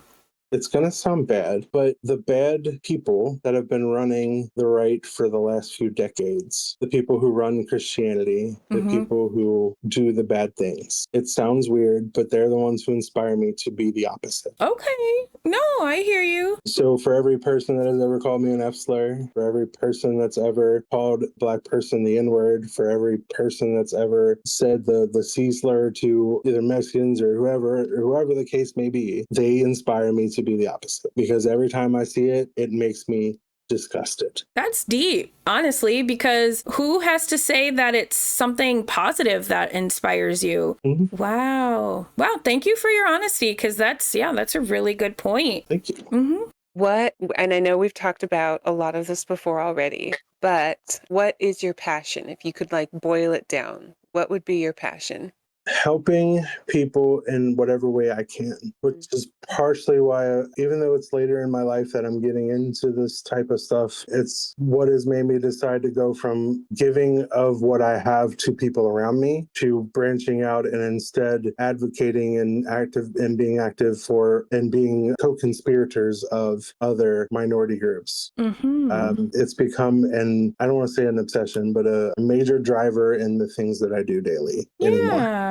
Aw, that's why awesome. I love the TikToks. That's why you see me on all these panels and all the time, is because I'm trying to have the talks until my platform grows big enough that I can actually start doing something substantial. Because I mean, I think being intentional as a creator is super important. And, you know, you obviously have your people who aren't in it for the right reasons, you know, the clicks and, you know, this, that, and the other. But if you are a creator and your intention is to educate and to help and all of those kinds of things, I think that definitely matters. And if your intent is to be out here educating people, then that's great. We need that, you know? I've come to the realization, and I can't remember who said it. They said it and it really struck with me. And this was a few years ago, and it stuck with me ever since. And it might be part of the other thing that's driving it is they were just basically like, he was Jeff from Interspecies. It was on one of his lives, actually. Oh, Jeff. A while back. He said, allies don't get cookies. It's a simple phrase, but it made a lot of sense, because all this time I realized I advocated, but only situationally, as things have come up or when something's been said in front of me that I don't like or whatever. I realize now, with support and help and with the community that I'm trying to build and followers I'm trying to gain, I have the chance to maybe actually do something else. Yeah. That's what I'm after. That's awesome. W. Jeff, wise words. Wow. Yeah, I like that. Where would you say that you find joy? I find joy in finding real people with real things to say and real conversations to have. Whether that be friends I already know and we just have a great conversation, or if it's like the people I've met through my platform, through the deconstruction community or what have you. Like, I have found real joy in just hearing everybody's stories, whether they be their deconstruction stories or whether it be the people I'm arguing with. Even if I don't like what they say, I'm finding I enjoy it because I feel like I'm learning more about humans. When I've been so focused on the people around me and my own self for so long. As far as like growing and changing, I'm really enjoying hearing how other people have gone through their process and all of that. I think that's been a lot of fun. I love what you have done with your space. And I like the word that you used here for co-conspirator, because that's really like next step beyond allyship, beyond sort of the sense of camaraderie and the sense of solidarity is like active, concrete, boots on the ground, planning, activism toward outcome, like achieving the goals, achieving the outcomes. So I feel like that is a huge thing that you are already bringing to this community. So that's something that I really love about your presence in the Discord, and then the way that that extends into how you use your platform, and then the way that you show up in other kinds of spaces and panels. What would you like to contribute to this community? I know like what I just explained, that's already a lot of things. And I feel like you really kind of summarize that with your passion in terms of activating and then activating others. Is there anything else that you want to add on top of that, or maybe just sort of boil it all down? I want people to hear the things that we talk about and the things that I do and or see the things that I do, and to realize that the world doesn't have to work the way you've always been taught. It doesn't have to be certain ways. It can be better. Mm-hmm. And I hope that if I get enough of that type of people within my platform and outside of it, based on it, I hope that that's something that can be spread, because my ultimate goal is not to take away anybody's religious belief. Mm-hmm. It's to get them to leave it at home. Okay. It's not to take away anybody's personal wants and desires. It's to think about what those things might do to other people. Okay. So if I can do any of that, then I'm happy. Okay. I Yeah, like I that. like that. That's Mhm. awesome. Yeah, because I mean, at a minimum, you would hope that that's what somebody can walk away from a conversation grasping at, if it's not the religion's fake of it all, And what's funny is that when I talk to the people online, the people that come up, it's funny, unless they tell me they're already deconstructing from whatever mentality it is they're talking about, whether that be a racism that they have, or a bias that they have, or a prejudice, or whatever the case, or it's a religion. If they tell me that, then I'm automatically in the conversation for them. Mm-hmm. But if they never express that to me, then I'm not in the conversation for those people. I'm in it for the people who are listening to me.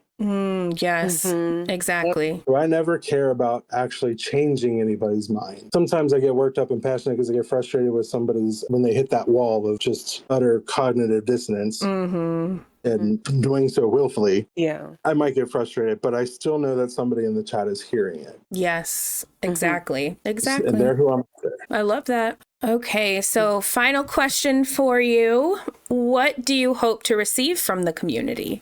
What I've already got, actually, an actual community, people I can relate to and talk to and feel that sense that some people get from religion, or some people get from, reaching out for, like through hobbies or something. Like I have friends in real life. I have a lot of them. It's just, when they're living life, you don't get to see them as often. So it's nice to have a community that's just there kind of all the time. Yeah. Yeah. And I like that I get that, and I take it for all it's worth, and I love it. Aw, glad to hear that. Cool.